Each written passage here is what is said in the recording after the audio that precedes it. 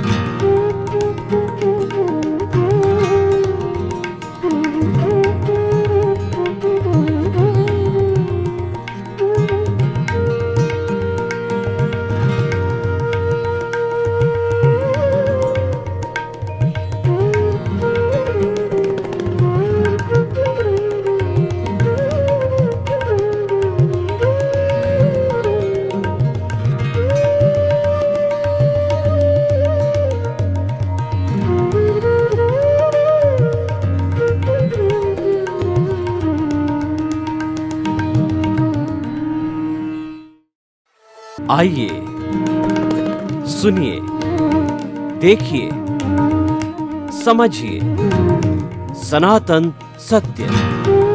जैसी दृष्टि वैसी सृष्टि, दृष्टि विज्ञान, कुदरत, कुदरती रचना एवं कुदरत के कानून से शाश्वत सुख की प्राप्ति।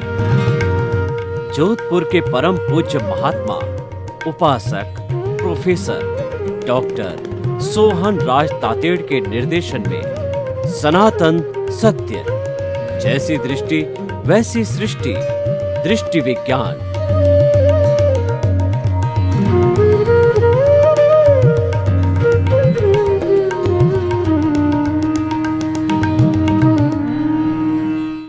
भाइयों और बहनों, मातृशक्ति को नमन। स्टूडियो में आपका हार्दिक स्वागत है, अभिनंदन है, सत्कार है। आत्मविज्ञान, साइंस ऑफ द सोल कार्यक्रम के अंतर्गत हम आपको सही दृष्टि, सही सोच, राइट विजन, राइट थिंकिंग के तहत जो आपकी नकारात्मक सोच है, जो आप गलत चिंतन कर रहे हैं, आप गलत दिशा में जा रहे हैं, गलत संगति में जा रहे हैं, गलत सोच रहे हैं, उन सब का हम सुधार करते हैं, हम करेक्शन देते हैं। और करेक्शन क्यों दिया जाता है कि हमारे आत्मविज्ञान के अंदर आत्मा है, और आत्मा है तो हम हैं, नहीं तो हम नहीं हैं। तो इसीलिए जहाँ केंद्र में आत्मा होती है, केंद्र में चेतना होती है, तो सब चीज प्रामाणिक होती है, क्योंकि चेतना का लक्षण प्रामाणिकता है। ये सारा कार्य हम अलग अलग एपिसोड्स के माध्यम से करते हैं। तो आज का हमारा बहुत सुंदर विषय है, वो हम आपके सामने लेकर प्रस्तुत हो रहे हैं। आज हमारा विषय जीवन जीने की कला। भाई और बहनों, बहुत ही सुंदर विषय है। दो शब्द है, एक तो जीवन, एक जीने की कला। जीवन किसे कहते हैं कि कोई भी बच्चा जन्म लेता है और वृद्ध होकर के मृत्यु को प्राप्त होता है, 60 70 80 वर्ष जितना जीता है, ये जो स्पान है, इसको लाइफ स्पान बोलते हैं, इसको जीवन बोलते हैं। और इसको व्यक्ति जीता है, पहले दिन से अंतिम समय तक जो है इस जीवन को जीता है। तो कौन व्यक्ति कितना जीता ये मायना नहीं रखता है, वह कैसे जीता है वो मायना रखता है। यानी उसको जीवन जीने की कला आनी चाहिए, वो कला हम आपको बताना चाहते हैं। और उस कला के लिए हमने 5 सूत्र सेलेक्ट किए हैं। वैसे तो जीवन जीने की कला के अनेकों सूत्र हो सकते हैं, लेकिन हमने समय की अल्पता को देख करके 5 सूत्र एक एक करके आपके सामने ला रहे हैं। तो आपको स्पष्ट हो जाएगा कि अच्छा जीवन जीने के लिए हमको क्या सूत्रों का पालन करना चाहिए, क्या टिप्स का पालन करना चाहिए, और किस तरीके से हमारी लाइफ डिजाइन होनी चाहिए, किस तरीके से हमारा प्रतिदिन निकलना चाहिए। तो एक एक करके मैं आपको सूत्रों की व्याख्या कर रहा हूं। पहला सूत्र है भावक क्रिया। भावक क्रिया का अर्थ होता है प्रेजेंट के अंदर रहना। Yesterday has gone away, tomorrow never exist, the moment of the present is with us to do something. कल चला गया, आने वाला कल कभी आता नहीं है। कल हम की बात करते हैं तो कल में जाते हैं तो उसको आज बोलेंगे, फिर कल में जाते हैं फिर उसको आज बोलेंगे। यानी कल कभी आता ही नहीं है। काल करे सो आज कर, और आज करे सो अब, पल में प्रलय होएगी, बहुरी करेगा कब। शुभस्य शीघ्रम, जो किया सो काम बजा सो राम। जो कुछ भी शुभ कार्य है तुरंत कर डालो। ये करने के लिए हमें वर्तमान में जीना चाहिए। हमारा जो चिंतन है, हमारा जो मन है, वो 3 तरह के काम करता है। पहला तो ये वर्तमान का चिंतन करता है, और दूसरा जो है ये भूतकाल की स्मृति करता है, और भूतकाल की जो स्मृति करता है और भविष्य काल की कल्पना करता है। तीनों सही है, तीनों रखने जरूरी है, क्योंकि हमको कई बार भूत में जाना पड़ता है, कई बार याद करनी पड़ती है कि मैं 10 साल का था तब मैं क्या करता था, और आज 75 साल का हो गया तो क्या डिफरेंस है। ये भी जरूरी है स्मृति, और कल्पना भी जरूरी है। कल्पना के आधार पर हमारे सारे सपने साकार होते हैं, हमारा जीवन का लक्ष्य कल्पना के आधार पर तय होता है। लेकिन आप भूत और भविष्य में जितनी आवश्यकता हो उतनी देर ही रुको, 1 मिनट, आधा मिनट, और बाकी का सारा समय वर्तमान में जो है आप रहो। वर्तमान में रहने का अर्थ क्या है? खेलने के समय ध्यान खेलने में, पढ़ने के समय पढ़ने में, और खाना खाते समय ध्यान खाने के अंदर, कमाई करते समय कमाई में, ड्राइविंग करते समय ड्राइविंग के अंदर, ध्यान करते समय सारा ध्यान में रहना चाहिए। गृहिणी जो कुकिंग करती है उसका ध्यान कुकिंग में होना चाहिए। और वैसे भी आप अगर व्यवहार पक्ष में देखो, आप ड्राइविंग कर रहे हो और आपका ध्यान ड्राइविंग में नहीं है, इधर उधर देख रहे हो, तो क्या होगा आप स्वयं जान सकते हो, एक्सीडेंट हो सकता है। कोई गृहिणी ने स्टोव चालू कर दिया, गैस चल रही है, और उसका ध्यान सब्जी प्याज जो चीज बनाई उस पर ना हो, तो या तो वो चीज जल जाएगी, और अगर उन्होंने ध्यान नहीं दिया उससे कपड़े भी गैस के साथ जगह आग लग सकती है। यानी हमारा जो ये ध्यान जो है बहुत ही जरूरी है। इसीलिए वर्तमान में रहना जो है ये बहुत बड़ी साधना है। भावक क्रिया करने वाला साधक कहलाता है। भावक क्रिया करना मुक्ति को प्राप्त होता है। भावक क्रिया का दार्शनिक विश्लेषण करूं कि जो वर्तमान में जीता है और वर्तमान में ही सारी प्रवृत्ति करता है, अपने सारे चिंतन को वर्तमान में चलाता है, तो वो प्रेक्षा ध्यान की श्रेणी में जाता है। प्रेक्षा का मतलब देखना, ध्यान का मतलब एकाग्रता से, वर्तमान में एकाग्रता से होकर देखना। और देखना कैसे? राग द्वेष मुक्त होकर के देखना, ये मुख्य बात है। दुनिया में सबसे बड़ी अशुद्धि राग द्वेष है। दुख का कारण राग द्वेष है। सब कष्टों का कारण राग द्वेष है। राग द्वेष के कारण हम 84 लाख जीवा योनि के अंदर घूमते हैं। राग द्वेष के कारण ही झगड़ा होता है। राग द्वेष के कारण ही मोह होता है। इसीलिए एक ही बीमारी मनुष्य के जीवन में है, वह राग द्वेष। उसको अगर घटाना है, उसको कम करना है, उसको न्यून करना है, तो भावक क्रिया करते रहो। और भावक क्रिया ये साधु, सन्यासी, गृहस्थी सब के लिए भावक क्रिया लागू होती है। एक कॉमन विषय है, सबको लागू करनी चाहिए कि जो कार्य जिस समय में किया जाए उस समय सारा ध्यान उस क्रिया में ही रहना चाहिए। वर्तमान में जियो, ये जो है हमारी भावक क्रिया है। दूसरा है प्रतिक्रिया विरति। आजकल देखिए कि ये जो हमारी पारिवारिक हिंसा, सामाजिक हिंसा और राष्ट्रीय हिंसा, वैश्विक हिंसा और जितने आतंकवाद, उन सब के पीछे कोई कारण है, वो प्रतिक्रिया विरति है। आजकल व्यक्ति में अहम इतना बढ़ गया, ईगो इतना बढ़ गया, टॉलरेंस पावर इतनी घट गई, त्याग की भावना इतनी घट गई, कोई किसी को सहन करता नहीं, करना नहीं चाहता है, सब अपनी अपनी चलाना चाहते हैं।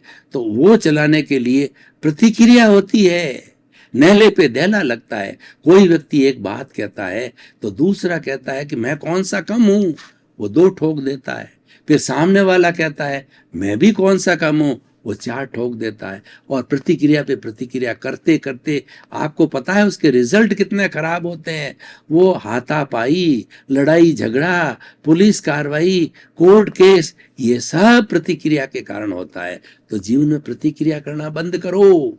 सामने वाला अगर तेज गुस्से में है, आप मौन रहो, वहां से दूर चले जाओ और आप नवकार मंत्र का जाप करो मौन रह करके, या मुंह में पानी डाल दो।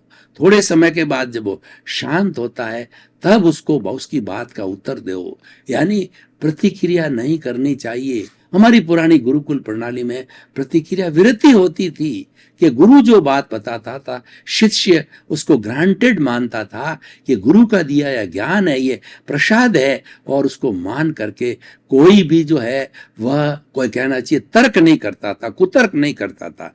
और आजकल क्या हो गया, चाहे घरों में देखो, चाहे जो है आप कॉलेजों में देखो, स्कूलों में देखो, समाज में देखो, हमारे जो है व्यापारिक प्रतिष्ठानों में देखो, बहुत प्रतिक्रिया होती है। जो जो कहना चाहिए कि जो कर्मचारी है मालिक को सुना देता है, और मालिक भी कर्मचारी को सुना देता है, सास बहू को सुनाती है, बहू सास को सुनाती है, बेटा जो है पिता को सुना देता है। तो कोई भी प्रतिक्रिया विरति करने को तैयार नहीं है।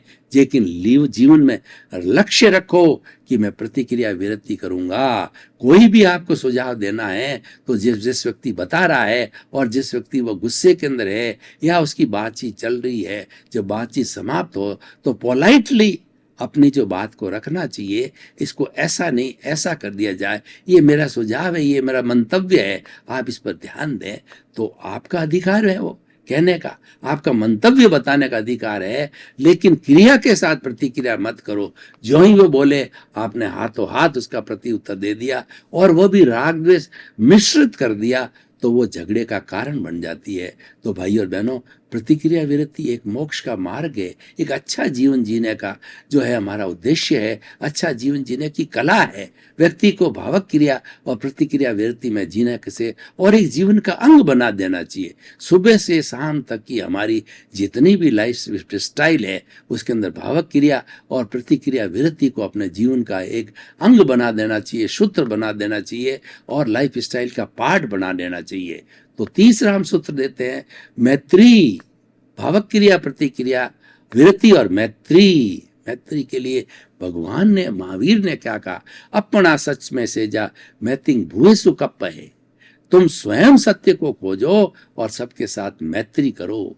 यानी मैं तीर्थंकर बना तो मैंने स्वयं रास्ता बनाया, मैंने स्वयं खोज की और मैं भीतर भीतर आत्मा की गया आत्मस्थ होता रहा, मैं स्वस्थ होता रहा स्व में स्थापित होकर के और आत्मा के गुणों की भजना करके, और उस राग द्वेष को देखता रहा, उस राग द्वेष को देख देख कर उसको शून्य किया। तभी मुझे जो केवल ज्ञान की प्राप्ति होगी।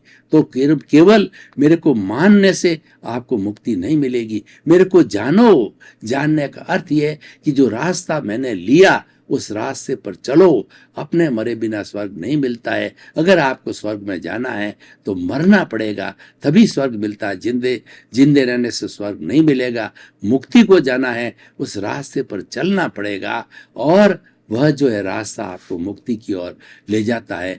वह रास्ता कौन सा है? मैत्री जो है, सब जीवों के साथ में मैत्री करो कि मेरा पूरे 84 लाख जीवा योनि में कोई भी दुश्मन नहीं है, सभी मेरे मित्र है। और आप भीतर संकल्प करो कि हे मेरे भीतर विराजमान शुद्ध आत्मा भगवान, मुझे ऐसी शक्ति दो, जागृति दो कि मैं किसी प्राणी मात्र को दुख ना दूं, और जो भी आपके साथ में जीवित प्राणी सामने आवे तो उसके भीतर शुद्ध आत्मा निर्दोष दृष्टि से आपके भीतर विराजमान शुद्ध आत्मा भगवान को निर्दोष दृष्टि से दर्शन कर उसको नमन करता हूँ। सब में मूल आत्मा है, वही है जो राम में, कृष्ण में, महावीर में, आप में, मेरे में, पेड़ में, पौधे में, चूहे में, बिल्ली में, उसमें कोई फर्क नहीं है। जो रिलेटिव का फर्क अपना अपना शरीर, जो रिलेटिव व्यू पॉइंट है, रियल व्यू पॉइंट में कोई फर्क नहीं है। रिलेटिव व्यू पॉइंट में सारा अंतर है, और वह कर्मों के अधीन है, अपने अपने कॉजल बॉडी के अधीन होता है, और उसी के अनुरूप जो है वो अपना हिसाब किताब करने के लिए उस कर्मों को भुगतता है। तो इस तरीके से जो है हम सबके साथ मैत्री करें। क्षमा वीरस्य भूषणम। अगर हमारे से गलती हो गई है या किसी सामने वाले से गलती हो, उसको क्षमा करना सीखो।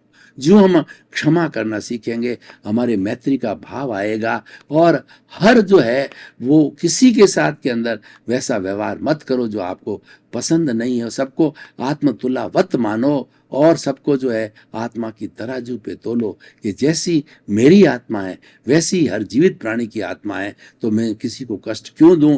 कि जिसने भी जन्म लिया है वो जीना चाहता है, मरना कोई नहीं चाहता, सभी सुख चाहते हैं और दुख कोई नहीं चाहता है। तो मुझे किसी भी जीवित प्राणी को दुख देने का क्या अधिकार है? और दुख तो हो जावे तो आप प्रतिक्रमण करो, प्रायश्चित करो, सामयिक आलोचना, प्रतिक्रमण, प्रत्याख्यान, ये 4 शुद्धिकरण के सूत्र है, उसका पालन करो और जीवन में लागू करो। तो आपका जो है जितना भी किया हुआ दोष है वह तो धुलता रहेगा, वह जो है ठीक होता रहेगा। तो भावक क्रिया, प्रतिक्रिया वृत्ति, मैत्री, मित भाषण बहुत ही एक सुंदर गुण है, जीवन में धारण करना चाहिए कि आपको न्यूनतम बोलना चाहिए, सुनना ज्यादा चाहिए, और बिल्कुल कम जितनी आवश्यकता हो उतना ही बोलना चाहिए। क्यों? कि हमारा ये मन, वचन, काया, वचन मतलब बोलना, और मन का मतलब चिंतन करना। काया के द्वारा सारा शरीर होता है, हाथ हिलते हैं, डुलते हम जाते हैं, काम करते हैं, सब काया के द्वारा होता है। तो ये मन, वचन, काया की सारी जो प्रवृत्ति है, हमारी विटालिटी, कर्ण वीर्य होता है, ये 4 चीजों से बनता है। भोजन, पानी, अग्नि और हमारी ऑक्सीजन, शुद्ध वायु, इनसे बनकर के विटालिटी, प्राण शक्ति बनती है। और सोचने में सबसे ज्यादा प्राण शक्ति खर्च होती है, बोलने भी खर्च होती है, शरीर से काम करने भी, और ये तो लिमिटेड बनती है। तो हमें बचाना चाहिए। जो लोग ज्यादा बोलते हैं वाचाल होते हैं, वो ज्यादा बोलने से राग द्वेष मिश्रित हो जाती है वाणी, और उसके साथ साथ में वह किसी को, जो हमारा मित्र है, उसको भी शत्रु बना देती है। और वाचाल व्यक्ति है, अधिक बोल जाता है, तो ये नुकसानदारी। को कभी भी भाषा बोलो वो मीठी बोलो, और हितकारी बोलो, प्रामाणिक बोलो, अच्छी बोलो, टॉन्टिंग भाषा नहीं बोलनी, तंतीली भाषा नहीं बोलनी, अच्छी भाषा, हितकारी, शांतिपूर्ण भाषा हमें बोलना चाहिए। और मित भाषण कम बोलनी चाहिए, क्योंकि ये जो वाणी के लिए कहा गया है, ऐसी वाणी बोलिए मन का आपा कोय, औरन को शीतल करे और आपो शीतल होए। हमें वाणी ऐसी बोलनी चाहिए कि स्वयं ठंडा हो जावे, स्वयं के जो है शरीर में ठंडक पहुंचे, शांति होए, और सामने वाला भी ठंडक को प्राप्त हो, शांति को प्राप्त हो, ज्ञान को प्राप्त हो। वो इच्छा रखे कि ये महापुरुष और बोले तो अच्छा है, मुझे ज्ञान मिलता है, मुझे शांति मिलती है, मुझे सुकून मिलता है, मुझे धैर्य मिलता है और मुझे संस्कार मिलते हैं। तो इस तरीके से भाषा, और कभी भी जो है भाषा किसी का नुकसान करे, ऐसी भाषा कभी नहीं बोलना चाहिए। हमारे जो आगमों में कहा गया है, यद्यपि सत्यम लोक विरुद्धम नाचरणीयम नाचरणीयम, यद्यपि वो जो बात बिल्कुल सत्य है, आप कह रहे हो 100% सत्य है, लेकिन इसका ऐसा सत्य करने से, ऐसा रहस्योद्घाटन करने से अगले को फांसी हो जावे, अगले को जेल हो जावे, अगले को जो है बहुत बड़ा नुकसान हो जावे, ऐसी भाषा भी हमें नहीं बोलनी चाहिए। तो हमें जो है बहुत ही सोच समझ के पहले तोलो फिर बोलो। ये जो प्रभु ने और ये हमारे कर्मों ने हमको जो वाणी दी है, हमको जो मस्तिष्क दिया है, ये चिंतन पहले तोलने के लिए दिया है, फिर बोलने के लिए दिया गया है। वाणी के लिए मारवाड़ी में कहा गया है कि बोलिया के लाद्या। व्यक्ति के भीतर की गहराई नापनी हो तो वो एक दो सेंटेंस बोले, उससे हम उसकी पूरी गहराई नाप सकते हैं कि व्यक्ति कितना सज्जन है या दुर्जन है, उसके अंदर कितना ज्ञान है, और ये व्यक्ति किस तरीके के चिंतन कर, सकारात्मक सोच वाला है या नकारात्मक सोच वाला है, ये हमें तुरंत जानकारी मिल जाती है। तो भावक क्रिया, प्रतिक्रिया वृत्ति, मैत्री, मित भाषण, और जो अंतिम 5वां सूत्र है मैं उस पर आता हूं, वो है मिताहार। जैसा अन्न वैसा मन। जैसा हम, ये अन्नमय कोश है, 5 तरह के जो कोश है, अन्नमय कोश, विज्ञानमय कोश, आनंदमय कोश, तो उन सब कोशों में जो अन्नमय कोश पहला है, यानी जैसा हम भोजन करते हैं वैसा हमारा मन होता है। कैसे, मैं आपको चिंतन करके बताता हूँ कि यदि कोई व्यक्ति नॉन वेज भोजन करता है, मांसाहार करता है, तो उसके जो है जिस जो है किसी प्राणी का जो मांस खाता है, उसके अंदर कोई भी वायरस है, कीटाणु है, कैंसर के है या रोग के कीटाणु उसके अंदर आ जाते हैं, और वो हिंसा के परमाणु भीतर आते हैं, तो वो रौद्र ध्यानी बन जाता है। हिंसा के नेगेटिव थॉट्स उसके अंदर हमेशा आते रहते हैं। तो क्योंकि उसने अन्न ही ऐसा किया है। और जो व्यक्ति, 3 तरह के हमारे भोजन होते हैं। एक भोजन होता है सात्विक भोजन होता है, सुपाच्य होता है, 4 घंटे के अंदर पच जाता है और हमारी प्राण शक्ति को बढ़ाता है, हमारे विचारों को अच्छा करता है। वो सबसे अच्छा भोजन होता है, वो सात्विक भोजन होता है। वो हित, मित और रित होता है। हित का मतलब हितकारी होता है, वो न्यूट्रिशियस होता है। मेडिकल भाषा के अंदर बात करें तो न्यूट्रिशियस भोजन कौन सा होता है, जिसके अंदर 20% प्रोटीन, 10% कार्बोहाइड्रेट, 10% फैट, और जिसके अंदर 6% जो विटामिन और 4% मिनरल और 60% पानी हो, ऐसा भोजन हितकर भोजन होता है। मित का मतलब सीमित भाषा में भोजन करना चाहिए। हमारा जो पेट है जिसमें हम भोजन डालते हैं, उसको 4 भागों में बांटो। 2 भागों के अंदर जो है पेट के अंदर ठोस भोजन किया जाए, 1 भाग पानी के लिए रखा जाए, 1 भाग गैस के लिए निकाला जाए। क्योंकि गैस जो है, भोजन जब पचता है उसके अंदर हार्मोन्स वगैरह मिलते हैं, और उसके अंदर बहुत से जो है हमारे जो है मिलते हैं उसके अंदर, तो मिलने कारण जो है वो पचता है, उसकी गैस बनती है, उसका निकाल होना जरूरी। अगर निकास ना हो तो वो गैस जो है हमारे दिमाग तक चली जाती है और हमें अस्त व्यस्त कर देती है, परेशान कर देती है। हित, मित और रित। और तीसरा भोजन जो होता है वह ऋतु के अनुकूल करना चाहिए।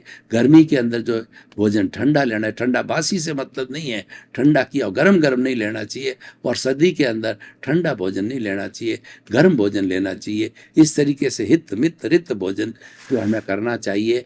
तो भोजन का संबंध हमारे सीधा विचारों से है। सात्विक भोजन होता है, सात्विक विचार होता है। दूसरा राजसिक भोजन होता है। राजसिक भोजन के अंदर मिर्च, मसाले, गरिष्ठ भोजन, ठीक है ना, मैदे की चीजें, जंक फूड, तो ये चंचलता को बढ़ाता है, ये मादकता को बढ़ाता है। व्यक्ति के विचार बुरे होते हैं, व्यक्ति कामुक बनता है, और व्यक्ति के अंदर जो है इंद्रियों में चंचलता आती है। तो ये राजसिक भोजन चंचलता का प्रतीक होता है। और जब भोजन चंचल होता है तो व्यक्ति के विचार भी चंचल होते हैं, व्यक्ति विक्षिप्त हो जाता है। ये जो मैड बनते हैं पागल बनते हैं। ये रहस्यिक भोजन करने वाले जो है, जिसके अंदर की विचारों का तांता रुकता ही नहीं है और हर वक्त आर ध्यान और रुद्र ध्यान की अवस्था में हो जाता है, कभी भी उसके विचार शांत नहीं होते हैं, तो ये रहस्यिक भोजन का कारण होता है। और तीसरा तामसिक भोजन होता है, जो कि मैंने बताया नॉन वेज, शराब और सारे व्यसन है, ये तामसिक भोजन है। ये भोजन करने से हिंसा के विचार आते हैं, आदमी क्रोधी बनता है और आदमी जो है अपराधी बनता है, आदमी जो है वो आतंकवादी बनता है। ये सब तामसिक भोजन करने से है। तो अब देख लीजिए कि भोजन का सीधा संबंध है हमारे विचारों से है, और जहाँ विचारों से भाव बनते हैं तो ऐसा कहा जाता है कि जैसा भाव वैसा विचार, जैसा विचार वैसा आचार, जैसा आचार वैसा व्यवहार, जैसा व्यवहार उसके अनुरूप व्यक्ति का व्यक्तित्व, और जैसा व्यक्तित्व होता है उसके अनुरूप उसकी पहचान होती है। तो हमारा जो है मन से सीधा संबंध मुक्ति की तरफ, क्योंकि भाव शुद्धि से ही जो है हमारी मुक्ति होती है। भाव जो है, भाव सुधारोगे भाव सुधरेगा, भाव बिगाड़ोगे भाव बिगड़ेगा। अगर आप मुक्ति की ओर जाना चाहते हैं तो नए कॉज मत डालो, आपके भाव जो है ना वो नियंत्रण में रखो, प्रतिक्रिया विरति करो, और उसके बाद के अंदर किसी की ओपिनियन, किसी के अभिप्राय और किसी की दखल अंदाजी करना है, और ये बंद कीजिए। ये भाव नहीं गिरेंगे तो हमारी कॉजल बॉडी धीरे धीरे जो है डिस्चार्ज रूप में समाप्त होकर के जीरो होकर के हम सिद्ध बुद्ध और मुक्त हो जाएंगे। तो मैं ये कहना चाहता हूँ कि ये अन्न का संबंध है सीधा हमारे मन से है, और मन का संबंध हमारा मुक्ति से है। मुक्ति का अर्थ ही अमन होना। जब हम मन से अमन हो जाते हैं तो मुक्त हो जाते हैं, क्योंकि मुक्ति के अंदर जो है हमारा ही मन नहीं रहता, केवल वाइब्रेशंस रहते हैं। वाइब्रेशंस के माध्यम से ही जिनसे जो केवल ज्ञानी होता है वो मात्र दिव्य दृष्टि से चिंतन करते हैं, उनके मन नहीं होता है, तो ये मन पीछे रह जाता है। तो भाई और बहनों, आपका बहुत बहुत धन्यवाद। आप हमारा आत्मविज्ञान कार्यक्रम बराबर देखते रहिए। इसमें जीवन जीने की कला है, इसमें आपको वो सूत्र मिलते हैं कि आपका जीवन धन्य हो जाएगा। आपको वैसी जो है पूरी आचार संहिता मिलती है, उसका पालन करो तो आप एक अच्छे इंसान बन सकते हो, और आप दीर्घायु होकर के समाज की सेवा कर सकते हो।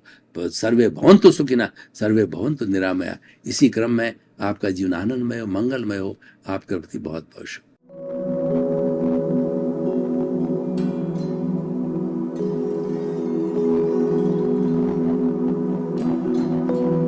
एक ऐसा अंतर्राष्ट्रीय ख्याति प्राप्त मानव जो गुरु प्रेरणा से पिछले 20 वर्षों से वानप्रस्थ जीवन जीते हुए 24 घंटे मानवता की सेवा में संलग्न है। एक ऐसा मानव जो अभी राष्ट्रीय, अंतर्राष्ट्रीय टीवी चैनलों पर 7,500 एपिसोड के माध्यम से सनातन सत्य, आत्मविज्ञान एवं पुनरुत्थान, व्यवहार एवं निश्चय जगत के जीवनोपयोगी विषयों पर हृदय स्पर्शी प्रवचन कर चुका है। उस मानव का नाम है महात्मा उपासक प्रोफेसर डॉक्टर सोहन राज तातेड़। प्रोफेसर तातेड़ द्वारा योग, दर्शन, शिक्षा विषयों पर रचित पीएचडी स्तर के 250 शोध ग्रंथ भारत के 100 प्रतिष्ठित विश्वविद्यालयों में शोधार्थी पढ़ रहे हैं, तथा वे सभी शोध ग्रंथ वहां की सेंट्रल लाइब्रेरियों में उपलब्ध हैं। महात्मा सोहन राज ने अभी तक हजारों स्कूलों, कॉलेजों, विश्वविद्यालयों एवं संस्थाओं में सेमिनार, वर्कशॉप, कैंप लगाकर लाखों विद्यार्थियों को योग, दर्शन, शिक्षा का प्रशिक्षण देकर उन्हें सुसंस्कारित किया। डॉक्टर तातेड़ ने भारतीय संस्कृति उत्थान के 4000 से अधिक समसामयिक विषयों पर आर्टिकल लिखकर ऑनलाइन जर्नल, पत्रिकाओं, वेबसाइट्स पर प्रकाशित किया, जिसका उपयोग लाखों पाठक कर रहे हैं। उपासक तातेड़ के 5000 से अधिक आज का सुविचार, आज का शुभ संदेश, आज का मंगल भावना योग आदि चिंतन websites, Twitter, blogger, Facebook, YouTube माध्यमों से लाखों लोग अपना जीवन निर्माण कर रहे हैं। मानवता के मसीहा ऐसे महामानव महात्मा सोहन राज तातेड़ के प्रोफाइल को अभी तक विश्व के 20 लाख दर्शक यूट्यूब पर, 12 लाख गूगल पर एवं लाखों दर्शक फेसबुक, ब्लॉगर, ट्विटर और इंस्टाग्राम पर देख चुके हैं।